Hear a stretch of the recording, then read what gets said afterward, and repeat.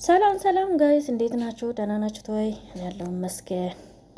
ዛሬ ደግሞ እንግዲህ ወንድማችን እንደሚሉት ያላወቃችሁት በኦሮምኛ ያልሰማችሁት እንግዲህ እየተደረገ ያለው ማለት ነው። ይሄ ወንድማችን ከዚህ በፊት ከሚስትዮ እንደምናገረው እንግዲህ እውነታ ማውጣቱ አይቀርም። የዚህ ሰውየው ባለቤቱ እንደምትመለከቱ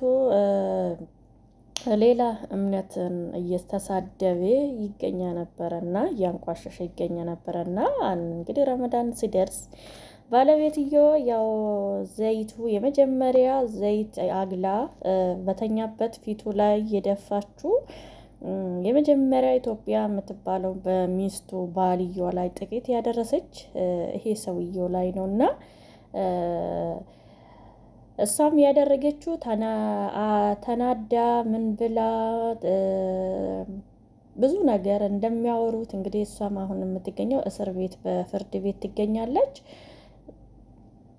ልጅ ሁለት ጊዜ ረግጧት ያ እንትና እያስባለ ከማጸኗ ተብሏል። እንግዲህ እንደምወራ እውነታው ማውጣቱ አይቀርም። እንግዲህ መቼም አንድ ሴት ልጅ ተናዳ ትግስቷ ሲያልቅ የምትጨብጠው ስታጣ ነው እንግዲህ ከባዱ ውስጥ ይወስዳ። እንግዲህ ሰውነቱ ፊቱን አላስቀራችም፣ ሙልጭ አድርጋ የደፋችበት ዘይቱን አግላ እንግዲህ ለረመዳን ጊዜ ጌማት ምናምን የሚጠባበስ የነበረበት ጊዜ ነው እና በኢትዮጵያ ውስጥ የመጀመሪያ እንግዲህ ስሙ ወጥቶ ነበረ።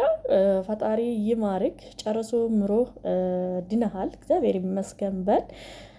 እንግዲህ ሰው በዛ የመጀመሪያ ጊዜ እንደዛ ሰውነቱ እጁ ላይ ተላልጦ እኔም በጣም ነበር የዘነግኝ እንትና ያለኝ ማለት ነው። በቃ ምን ልበላችሁ በጣም ነው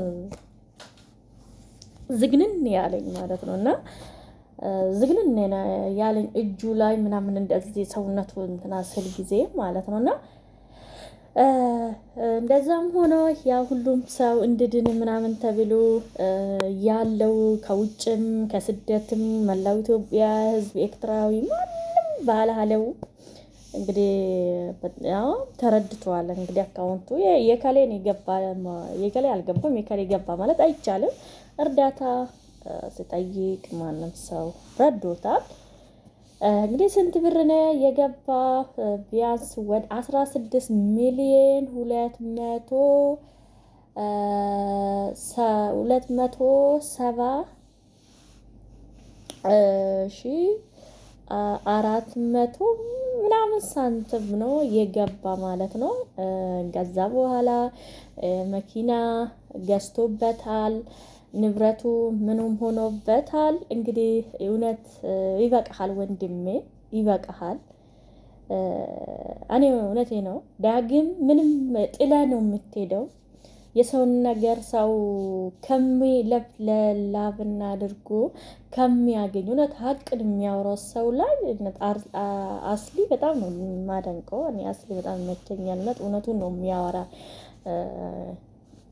ይፋ የሚገልጽ ልጅ ነው። በጣም ነው የሚመቸኝና ማለት ነው። ግን እውነተኛ ሰው በፊት ለፊት ኋላ ማውራት የማይወድ ልጅ ነው እና ምን ልል ፈልጋለሁ ወንድሜ፣ ሞት አለ። ሀብትን ለማን አከመችታ፣ ንብረት ለማን አከመችታ፣ ኑሮ ህይወት ኖሮ ለማን አከመችታ። ምን ብላ የሰውን ላም ከንቱ ነው። እሺ ከንቱ ነው። ይበቃሃል። ባለ ነገር አመስግን፣ ባለው ነገር ታከም። ካሁን በኋላ አሁን ሌላ ቤት ስገባ 4 ሚሊዮን ይጠይቃለክ፣ ሌላ ቤት ስገባ 5 ሚሊዮን ትላለክ፣ ሌላ ቤት ስገባ 6 ሚሊዮን። ይሄ ሁሉ ማለት እውነት ከባድ ነው ወንድሜ። ምን እንደምለው 16 ሚሊዮን በቂ ነው። ቆርቆሮ ገዛ። ቆርቆሮ ነገ እንደምትመለከተው በአሁኑ ነዳጅም ባለ ሀብት በራስ ሲመጣ ሀብት ደስ ይላል። እውነቴ ነው የምነግራቸው። እንደዚህ እርዳታ የሆነ ሰው ተጎድቶ ኢትዮጵያኖች እኔ ደስ የሚሉኝ የሆነ ስንወድቅ ጊዜ በጣም ነው በቃ ዝፍዝፍ የምነው እርስ በራሳችን በጣም ነው እንትና የምንለው ማለት ነው። እና ለሰውነታችን ለሰው ለመረዳት ልባችን ወደ ይራራል። እንደዚህ በብሔር ምናምን እንጣላ ሰው አይደለም ተጎድቶ ሲያይ ማለት ነው። እና ወንድሜ ይበቃሃል፣ ይበቃል፣ ይህ መዘረፍ ነው፣ ይበቃል፣ ምንም አያደርግም። ግን ፈቅዶ ነው የረዱት፣ ፈቅዶ ነው የሰጡትን አመስግነው እግዚአብሔር ይስጣቸው፣ ይሄ ሁሉም ሊያሰጡኝ፣ ይሄ ሁሉም ላደረጉልኝ ብለ ማለት ነው። 16 ሚሊዮን ማለት ኮቶ ሌሎቹም 100 ምናምን ተዋቸው፣ ግን 16 ሚሊዮን ራሱ በቂ ነው። ይህ ሁሉ አይጨርስም። ቢያንስ ለሰውነትክ፣ ለቆዳክ፣ ለምንክን ራሱን ለመጠገን ቢያንስ 5 እና 6 ሺህ ጨረስክ ብንል 6 በቂ ይበቃል ብዬ አስባለሁ ማለት ነው። ከዛ በላይ አይፈጅህም።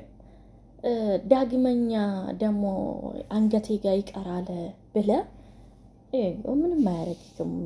አይታወቅም እግዚአብሔር ምን እንደሚያመጣ ፈጣሪ ምን እንደሚያመጣ ስለማይታወቅ ሞት አለ። እኛ ዛሬ ሸክላ ነን። ሰው ልጅ ሸክላ ነው። ይሄን ነገር በደንብ አድርጋችሁ ወቁ። ሸክላ ነው። መውደቅ አለ። ዛሬ ወድቃችሁ ነገ ደግሞ ሞትም አለ። ምን አለ እና ምንም አያደርግልክም። ምንም አያደርግልክም። የሰው ነገር ብበዘበዙ መቶ ሀብትነቱ ብደላ ደልቶ ተመችቶ ለምኖር ለምድር ለምጥላ ለምትሄድ ነገር ላደረጉክንም ይሄንም ስላሰጡክ ይሄን 6ቱ በጣም ብዙ ነው። 16 ሚሊዮን በጣም መኪና የኮልኮሌውም አይታወቅ እሱ ራሱ ተው በቂ ባልክ ነገር ታከም። ሰው ኖሮ ተርፏቸው አይደለም ሰጡክ። በስደት ላይም በውጭ ሀገርም ቢኖሩ ጠዋት ወጥቶ ሰርቶ ለፍቶ ደክሞ ነው አግኝቶ ሰውን የሚረዱት ሰውን የሚያሳክሙት። እና በተለይ እንደዚህ ባታደረጉት እኔ መልካም ነው ብዬ ነው። እና እንደዚህ አይነቶቹን ጭንማን የምንጨካከንበትም ደግሞ እስኪ አንተ ይሄን ያህል ካገኘ አመስግን። ሌላ ደግሞ ያላገኘው አለው እንኳን ይሄን ሁሉ በሰው አግኝቶ ይሄን ሁሉ ንብረት አፍርቶ ይሄን ለከመሆን ለመግዛት ሀብታም መሆኑን ተውና መድኃኒት መግዣ ራሱ የጎደላቸው አሉ። ወንድም አለሜ እንደዛ አታደርግ፣ ይበቃሃል። ሰው ይረዳል፣ ሰው ይረዳል። ሰው ኑሮ ነው። ሰው የሆድ ነገር እንትና ስለማይችል አንተም ጨርሶ ይማረክ። የሰጡክን ራሱ በቂክ ነው፣ ይበቃሃል። ተዋቸው በቃ ምንም ይሄኔ በቃ ለምን ድርጊቱ ከባድ ቢሆን ጆሮ ከባድም ቢሆን የኛ ሞትም ስላለ በዚሁ አመስግነው ላልክ ይበቃሃል። እና ሰውን ብዙም ባታስቸግረው ብዬ አስባለሁ ማለት ነው። በቃ የረዳ የሰጠክንም አመስግናቸው፣ እድሜያቸውን ስጣቸው፣ የተረፈ በረከት ያድላቸው ብለ አመስግን። ደግሞ ሌሎቹ እስኪ ይረዱ። በተኝቶ መነሳት ያቀቱማሉ።